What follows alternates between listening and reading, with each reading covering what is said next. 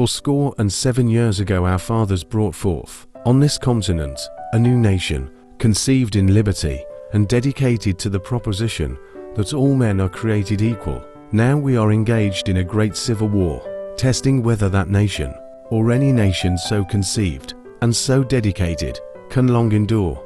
We are met on a great battlefield of that war. We have come to dedicate a portion of that field, as a final resting place for those who here gave their lives, that that nation might live. It is altogether fitting and proper that we should do this, but, in a larger sense, we cannot dedicate, we cannot consecrate, we cannot hallow this ground. The brave men, living and dead, who struggled here, have consecrated it far above our poor power to add or detract. The world will little note, nor long remember what we say here, but it can never forget what they did here. It is for us the living, rather, to be dedicated here to the unfinished work, which they who fought here have thus far so nobly advanced. It is rather for us to be here dedicated to the great task remaining before us, that, from these honoured dead, we take increased devotion to that cause, for which they here gave the last full measure of devotion, that we here highly resolve that these dead shall not have died in vain, that this nation,